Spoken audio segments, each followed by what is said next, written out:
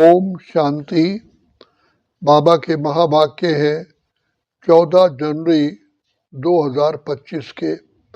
बाबा की मुख्य शिक्षा है, मीठे बच्चे, तुम्हारी नज़र शरीर पर नहीं जानी चाहिए। अपने को आत्मा समझो, शरीर को मत देखो। मीठे बच्चे, तुम्हारी नज़र शरीरों पर नहीं जानी चाहिए। अपने को आत्मा समझो, शरीरों को मत देखो।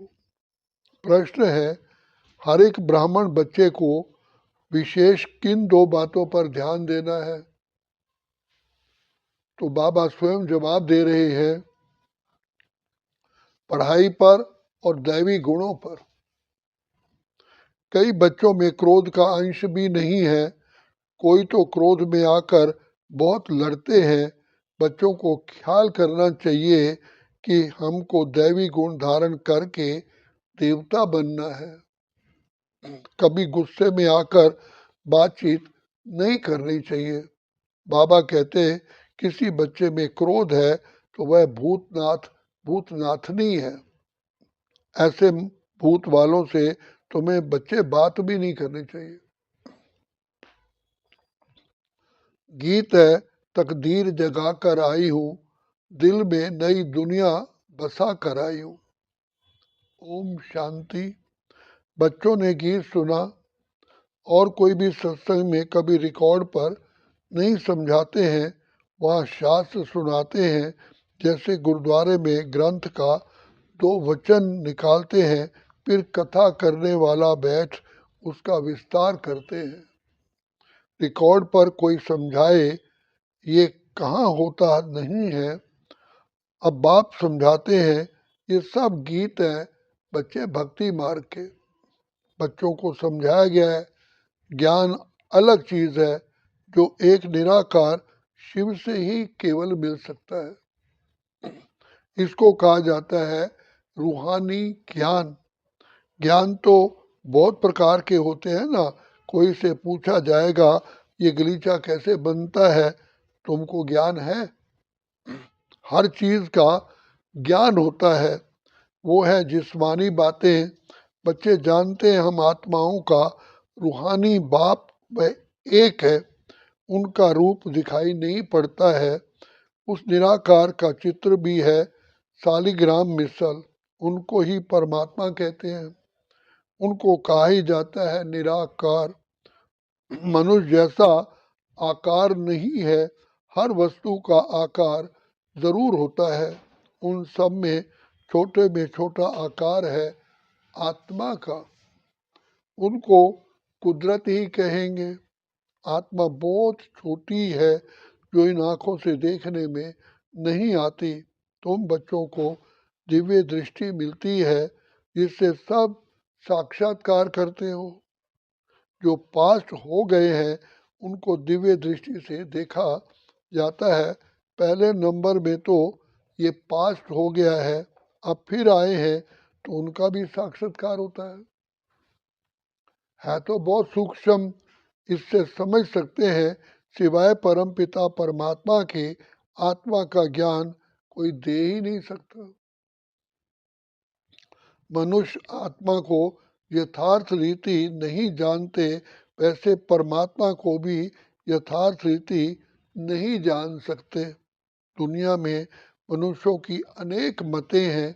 कोई कहते आत्मा परमात्मा में लीन हो जाती है, कोई क्या कहते, कोई क्या कहते।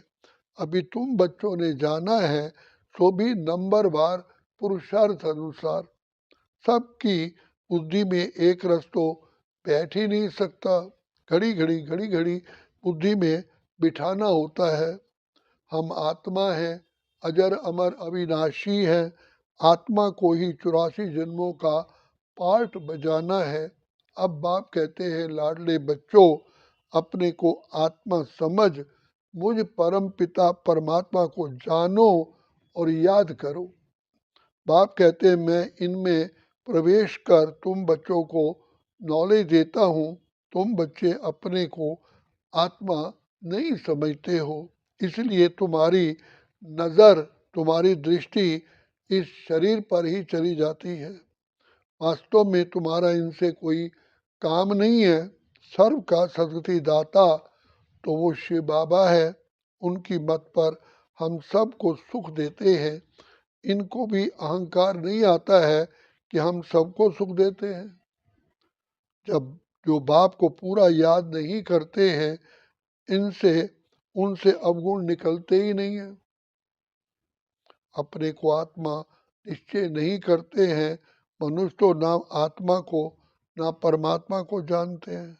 सर्वव्यापी का ज्ञान भी भारतवासियों ने ही फैलाया है। तुम्हारे में भी जो सर्विसेबल बच्चे हैं वो समझते हैं, बाकी सब इतना नहीं समझते हैं। अगर बाप की पूरी पहचान बच्चों को हो तो बाप को याद करें, अपने में दैवी गुण धारण करें। श्री बाबा तुम बच्चों को समझाते हैं, मीठे मीठे बच्चों, ये है नई बातें। ब्राह्मण भी जरूर चाहिए। प्रजापिता ब्रह्मा की संतान कब होते हैं ये दुनिया में किसको पता ही नहीं है। ब्राह्मण तो ढेर के ढेर हैं, परंतु वो है कुख वंशावली। वह कोई मुख वंशावली ब्रह्मा की संतान नहीं है। ब्रह्मा की संतान को तो ईश्वर बाप से ही वर्षा मिलता है। तुमको अब वर्षा मिल रहा है। तुम ब्राह्मण अलग हो, वो अलग है। तुम ब्राह्मण होते ही हो संगम युग पर, वह होते हैं द्वापर कलयुग में। ये संगम युगी ब्राह्मण ही अलग हैं। प्रजापिता ब्रह्मा के ढेर बच्चे हैं। बल हद के बाप को भी ब्रह्मा कहेंगे क्योंकि बच्चे पैदा करते हैं, परंतु वह है शरीर की बात। ये बाप तो कहेंगे सब आत्माएं मेरे बच्चे हैं। तुम हो मीठे मीठे मीठे मीठे रूहानी बच्चे। ये किसको समझाना सहज है। शिव बाबा को अपना शरीर तो है नहीं। शिव जयंती मनाते हैं, परंतु उनका शरीर देखने में नहीं आता। बाकी और सबका शरीर है। सब आत्माओं का अपना अपना शरीर है। शरीर का नाम पड़ता है, परमात्मा का अपना शरीर है ही नहीं, इसलिए उनको परम आत्मा कहा जाता है। उनकी आत्मा का ही नाम शिव है। वह कभी बदलता ही नहीं। शरीर बदलते हैं न, तो नाम भी बदल जाते हैं। शिव बाबा कहते हैं, लाडले बच्चों, मीठी बच्चों, मैं तो सदैव ही निराकार परम आत्मा ही हूँ। ड्रामा के प्लान अनुसार अभी ये शरीर मिला है, मैंने शरीर लिया है। सन्यासियों का भी नाम बदलता है, गुरु का बनते हैं तो नाम बदलता है। तुम्हारे भी नाम बाबा ने बदले थे, परंतु कहाँ तक नाम बदलते रहेंगे। कितने तो भागंती ही हो गए। जो उस समय थे उनका नाम रख दिया, अब नाम नहीं रखते हैं। किस पर विश्वास ही नहीं है। माया बहुतों को हरा देती है तो भागंती हो जाते हैं। इसलिए बाबा किसका भी नाम नहीं रखते हैं। किसका रखें किसका ना रखें वह भी ठीक नहीं। कहते तो सब हैं बाबा हम आपके हो चुके हैं, परंतु यथार्थ रीति हमारे होते थोड़ी है। बहुत हैं जो वारिस बनने के राज को भी नहीं जानते हैं। बाबा के पास मिलने आते हैं, परंतु वारिस नहीं है। विजयमाला में नहीं आ सकते। कोई अच्छे अच्छे बच्चे समझते हैं हम तो वारिस हैं, परंतु बाबा समझते हैं ये वारिस है ही नहीं। वारिस बनने के लिए भगवान को अपना वारिस बनाना पड़े, ये राज समझाना भी मुश्किल है। बाबा समझाते हैं वारिस किसको कहा जाता है। भगवान को कोई वारिस बनाए तो मिल्कियत देनी पड़े, तो बाप फिर वारिस बनाए। मिल्कियत तो सिवाय गरीबों के कोई शाहूकार दे ना सके। माला कितनी थोड़ों की बनती है, ये भी कोई बाबा से पूछे तो बाबा बता सकते हैं, तुम वारिस बनने के हकदार हो व नहीं, ये बाबा भी बता सकते हैं, ये ब्रह्मा बाबा भी बता सकते हैं। ये कॉमन बात है समझने की। वारिस बनने में भी बहुत बहुत अक्ल चाहिए, बुद्धि चाहिए। देखते हैं लक्ष्मी नारायण विश्व के मालिक थे, परंतु वह मालिक पना कैसे लिया उन्होंने, ये कोई भी नहीं जानते। अभी तुम्हारा लक्ष्य तो सामने है, नर से श्री नारायण, नारी से लक्ष्मी, तुमको ये बनना है। बच्चे भी कहते हैं हम तो बाबा सूर्यवंशी लक्ष्मी नारायण ही बनेंगे, ना कि चंद्रवंशी राम सीता।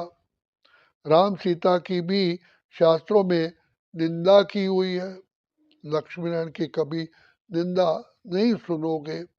श्री बाबा की, श्री कृष्ण की भी निंदा है। बाप कहते हैं मैं तुम बच्चों को इतना ऊंच से ऊंच बनाता हूँ, मेरे से भी बच्चे तीखे चले जाते हैं, अर्थात होशियार हो जाते हैं। लक्ष्मी नारायण की भी कोई निंदा नहीं करेंगे। पल श्री कृष्ण की आत्मा तो वही है, परंतु न जानने के कारण निंदा कर दी है। लक्ष्मी नारायण का मंदिर भी बड़ा खुशी से बनाते हैं। वास्तव में बनाना चाहिए राधे कृष्ण का, क्योंकि वह सतो प्रधान है। ये उन्हों की युवा अवस्था है, तो उनको सतो कहते हैं। वो छोटे हैं, इसलिए सतो प्रधान कहेंगे। छोटा बच्चा महात्मा समान होता है। जैसे छोटे बच्चे को विकार आदि का पता ही नहीं रहता, वैसे वहाँ बड़ों को भी पता नहीं रहता कि विकार क्या चीज़ है। ये पांच भूत वहाँ होते ही नहीं, विकारों का जैसे कि पता ही नहीं है। इस समय है ही रात, काम की चेष्टा भी रात को ही होती है। देवताएं हैं दिन में, तो काम की चेष्टा होती ही नहीं, विकार कोई होते ही नहीं। अभी रात में सब विकारी है। तुम जानते हो दिन होते ही हमारे सब विकार चले जाएंगे, पता नहीं रहता कि विकार क्या चीज है। ये रावण के विकारी गुण है। ये है विषय सागर, विषय विकारी दुनिया। निर्विकारी दुनिया में विकार की कोई बात ही नहीं होती। उनको कहा जाता है ईश्वरीय राज्य। अभी है आश्रय राज्य, ये कोई नहीं जानते। तुम सब कुछ जानते हो, नंबर वार पुरुषार्थ अनुसार। ढेर बच्चे हैं, कोई भी मनुष्य समझ नहीं सकते कि ये सब ब्रह्मा कुमार कुमारियां किसके बच्चे हैं। सब याद करते हैं शिव बाबा को, ब्रह्मा को भी नहीं। ये खुद कहते हैं शिव बाबा को याद करो, इससे विकर्म भी नाश होंगे। और कोई को भी याद करने से बच्चे विकर्म विनाश कभी नहीं होंगे। गीता में भी कहा है मामेकम याद करो। श्री कृष्ण तो कह ना सके, वर्षा मिलता ही है निराकार बाप से। अपने को जब आत्मा समझे तब निराकार बाप को याद करें, मैं आत्मा हूँ। पहले ये पक्का पक्का निश्चय करना पड़े, मेरा बाप परमात्मा है। वो कहते हैं मुझे याद करो, तो बच्चे मैं तुमको ये वर्षा दूंगा, मैं सबको सुख देने वाला हूँ। मैं सभी आत्माओं को शांति धाम ले जाता हूँ। जिन्होंने कल्प पहले बाप से वर्षा लिया होगा, वही आकर के वर्षा लेंगे, ब्राह्मण बनेंगे। ब्राह्मणों में भी कुछ बच्चे पक्के हैं, मातेले भी बनेंगे, सौतेले भी बनेंगे। हम निराकार शिव बाबा की वंशावली हैं। जानते हैं बिरादरी कैसे बढ़ती जाती है। अभी ब्राह्मण बनने के बाद हमको वापिस जाना है। सब आत्माएं शरीर छोड़कर वापिस जानी है। पांडव और कौरव दोनों को शरीर छोड़ना है। तुम ये ज्ञान के संस्कार ले जाते हो तो फिर उस अनुसार प्रारब्ध मिलती है। ये वह भी ड्रामा में नूंद है। फिर ज्ञान का पाठ खत्म हो जाता है। तुमको 84 जन्मों के बाद फिर ज्ञान मिला है, फिर ये ज्ञान प्रालोप हो जाता है। तुम प्रारब्ध भोगते हो, वहाँ और कोई धर्म वालों के चित्र आदि रहते ही नहीं। तुम्हारे भक्ति मार्ग में भी चित्र रहते हैं, सतयुग में किसका चित्र आदि नहीं रहता। तुम्हारे चित्र ऑलराउंड भक्ति मार्ग में रहते हैं। तुम्हारे राज्य में और कोई चित्र है ही नहीं, सिर्फ देवी देवता ही रहते हैं। इससे ही समझते हैं आदि सनातन देवी देवता ही हैं, पीछे सृष्टि बढ़ती जाती है। तुम बच्चों को ये ज्ञान सिमरन कर अतीन्द्रिय सुख में रहना है, क्योंकि पता है बाबा ने हमें अगम निगम के भेद खोल दिए हैं। बहुत पॉइंट्स हैं, परंतु बाबा समझते हैं माया घड़ी घड़ी भुला देती है। तो ये याद रहना चाहिए कि शिव बाबा हमको पढ़ा रहे हैं, वो है ऊंच से ऊंच। हमको अब वापस घर जाना है।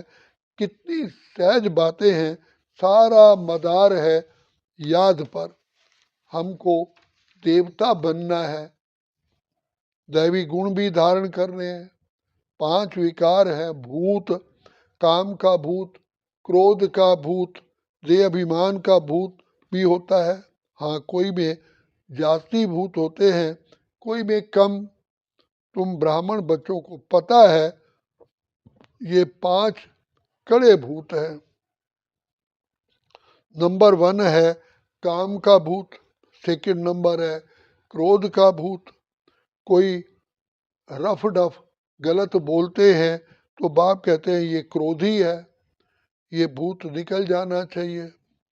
परंतु भूत निकलना बड़ा मुश्किल है। क्रोध एक दो को दुख देता है, मोह में बहुतों को दुख नहीं होगा। जिसको मोह होता है उनको ही केवल दुख होगा। इसलिए बाप समझाते हैं बच्चे इन भूतों को भगाओ। हर बच्चे को विशेष पढ़ाई और दैवी गुणों पर अटेंशन देना है। कई बच्चों में तो क्रोध का अंश भी नहीं है, कोई तो क्रोध में आकर बहुत लड़ते हैं। बच्चों को ख्याल करना चाहिए हमको दैवी गुण धारण कर देवता बनना है। कभी गुस्से से बात नहीं करनी चाहिए। कोई गुस्सा करता है तो समझो इनमें क्रोध का भूत है।